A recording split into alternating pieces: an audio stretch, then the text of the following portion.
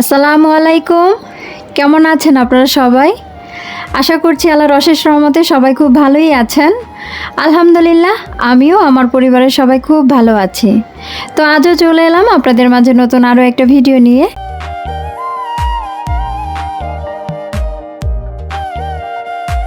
গত ভিডিওতে আপনাদের সাথে আমি শেয়ার করেছিলাম সপ্তাহে অন্তত একদিন হলো আপনাদের সাথে কথা বলবো। আসলে পেরে উঠছিলাম না, তবে গত 2-3 দিন যাবৎ কিন্তু প্রচুর বৃষ্টি ছিল। আবহাওয়াটা এত সুন্দর ছিল, একদম সুন্দরভাবে ঘুম দিয়েছি, মাথাটা একদম ফ্রেশ।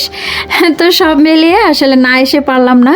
প্রচুর মায়া পড়ে গেছি আসলে এই চ্যানেলটার উপরে। তো এই যে আপনাদের প্রতি ভালোবাসা এবং চ্যানেলটার প্রতি মায়া, এই দুইটা মিলেই কিন্তু আমাকে টেনে আনে আপনাদের কাছে। সকাল থেকেই কিন্তু ভিডিওটা একদম শুরু করেছি। সকালে পানি দিতে এসেছিলাম, বাইরে দেখলাম সুন্দর আবহাওয়া, একদম মেঘলা আকাশ।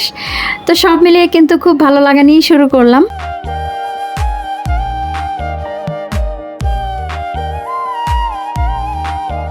সকালে শরীর চর্চা থেকে তো শুরু করলাম, আগে একটু হেঁটে নিলাম।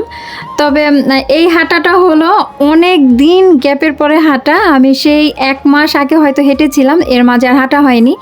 সকাল 9টার বেশি বাজে এখনও নাস্তা বানাইনি, খাইনি। তো 2 ছেলে বারবার বলছিল আমার ক্ষুধা লেগেছে। আসলে গত 2 দিন আমি বাসায় ছিলাম না, আমার ভাইয়ার বাসায় বেড়াতে গিয়েছিলাম। ভালো বৃষ্টি হচ্ছিল একদম, মাঝে তো প্রচুর গরম পড়েছিল। তার মাঝে আল্লাহর রহমতের বৃষ্টি যখন শুরু হলো তখন মাথাটা কেন জানি একটু ঠান্ডা হলো। এত গরমের মাঝে কারেন্টও থাকতো না, তার মাঝে ভিডিও করা এতটা মুশকিলের মধ্যে পড়ে গিয়েছিলাম। তো হঠাৎ দেখলাম আবহাওয়া সুন্দর, পরিবেশটা খুব ভালো লাগছিল। তো সব ভালো লাগা নিয়েই কিন্তু আজকের ভিডিওটা শুরু করে দিয়েছি। যদিও আমি ভিডিও গুছিয়ে করতে পারিনি বা সাজানো গোছানো কিচ্ছু নেই, তারপর আপনাদের সাথে যেহেতু কথা বলতে আসি, তো সেই ক্ষেত্রেই কিন্তু আসা। আর ওই জন্যই যে ছোট ছোট ক্লিপ করে আপনাদের সামনে উপস্থাপন করা।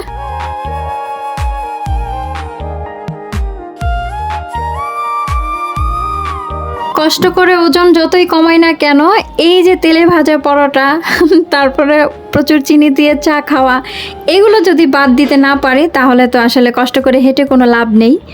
আসলে ওজন কমানোর জন্য মনটাকে স্থির করাটাই সবচেয়ে বেশি জরুরি, ওইটাই হয় না কেন জানি। এখন আর পরিশ্রম করতে ভালো লাগে না, সত্যি কথা বলতে শরীরে অলসতা বেঁধে গেছে। তো আসলে মন ঠিক থাকলে সব ঠিক, আসলে মনটাকে এখনও ঠিক করতে পারছি না, কেন যেন আলসেমি লাগছে। আজ করব তো কাল করব, ওই করে করে আর করা হচ্ছে না। তো প্রচুর তেলের জিনিস খেতে খুব ভালো লাগে আমার।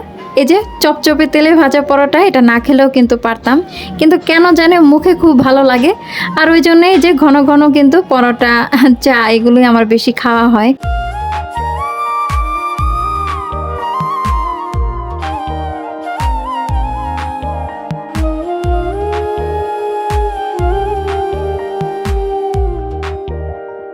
সংসার নামক এই জায়গাটাতে এতটা মোহ, এতটা মায়া, যা আমরা গৃহিণীরাই বুঝি।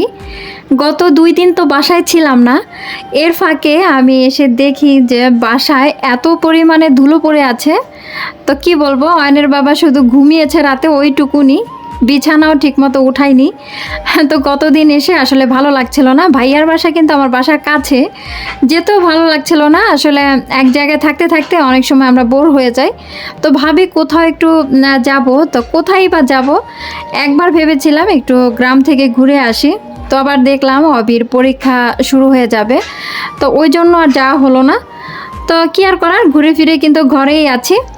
তো এই যে দেখুন, মাত্র 2 দিনের গ্যাপ, তাতে এই যে এই পরিমাণে ধুলো পড়ে আছে। সংসার নামক এই জায়গাটা কিন্তু টক ঝাল মিষ্টির মতো, তবে এখানে যদি একটু বেশি পরিমাণে আমরা স্বাদ বাড়াতে চাই তাহলে কিন্তু অবশ্যই বেশি বেশি ভালোবাসা দিতে হবে সংসারের প্রতি।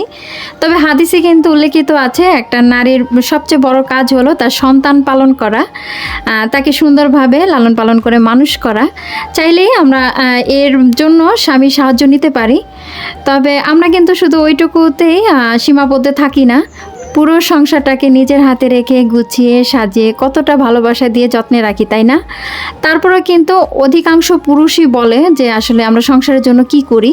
আসলে তারা জানেই না যে একটা নারী শুধু সন্তান পালন করা পর্যন্তই তার জন্য নির্ধারণ করা হয়েছে সময়, আর বাকি যে কাজগুলো আমরা করি এটার জন্য কিন্তু এক্সট্রা একটা সোয়াব আমরা অবশ্যই পাবো। তো তাদের কোনো ধারণা নেই। তবে অয়নের বাবা আমাকে কখনোই কোনো কাজের জন্য প্রেশার দেয় না বা বলেও না। সে সবসময় বলে তোমার যা ভালো লাগে, তোমার যেটা করতে ইচ্ছা তুমি সেটুকুনি করো। কখনো আমার কোনো কাজে প্রেশার দেয় না বলেই কিন্তু আমি খুব ভালো লাগা ভালোবাসা নিয়েই কিন্তু সংসারের কাজগুলো সুন্দরভাবে করতে পারি। তবে কিছু কিছু নারীর ক্ষেত্রে কিন্তু এই বিষয়গুলো খুব স্বাভাবিক থাকে না।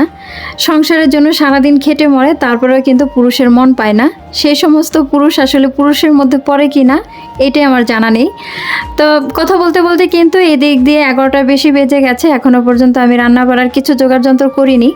তো ভাবছি বেলা যেহেতু অনেকটাই হয়ে গেছে, তো শর্টকাট কিছু একটা রান্না করব। তো ফ্রিজ ইলিশ মাছ ছিল, ভাবছি আজকে সাদা ইলিশ রান্না করব। আমাদের বিক্রমপুরের লোকজন কিন্তু সাদা ইলিশটা খুব বেশি পছন্দ করে। খুব হালকা মশলায় রান্না হয়, তো ওই জন্য ইলিশের স্বাদটা খুব বেশি পরিপূর্ণভাবে পাওয়া যায়।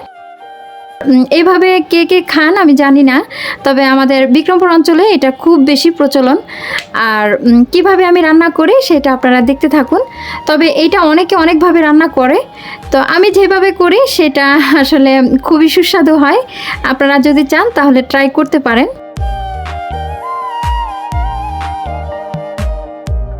তো রান্না করতে করতে পুরনো কথাটা একটু স্মরণ করিয়ে দিই। যদি ভিডিও ভালো লাগে তাহলে কিন্তু একটা লাইক দিতে পারেন। আর একদম যদি নতুন হয়ে থাকেন চাইলেই কিন্তু আমার পরিবারের সদস্য হতে পারেন। এই রান্নাটা কিন্তু হাতে মাখানোতেই হয়ে যাবে, কারণ চুলার তাপের চাইতে হাতের তাপটা থাকতে হবে বেশি। মানে প্রচুর হাতে মাখিয়ে তারপরে এই রান্নাটা করতে হয়। মশলাটা এমনভাবে মাখতে হবে যাতে করে একদম সফট হয়ে যায়, তাহলেই কিন্তু খেতে বেশি ভালো লাগে। সব সময় আমার কিছু বোন আমার ভিডিও দেখে খুব বেশি ভালোবাসা প্রকাশ করে কমেন্টের মাধ্যমে। কিছু বোন আছে আমাকে এত বেশি ভালোবাসাও যেটা কমেন্টের মাধ্যমে প্রকাশ করে বুঝিয়ে দাও। তো আমি কিভাবে কার ভালোবাসা প্রকাশ করব সেটা জানি না, তবে আমি অন্তর থেকে দোয়া করি সন্ধ্যার তারা ঠিক যেভাবে আকাশে উজ্জ্বল হয়ে জ্বলজ্বল করে, তোমাদের প্রত্যেকের সংসারটা যেন আল্লাহ তাআলা ঠিক ওই আলোর মতো আলোকিত করে রাখে, এ দোয়াই করি।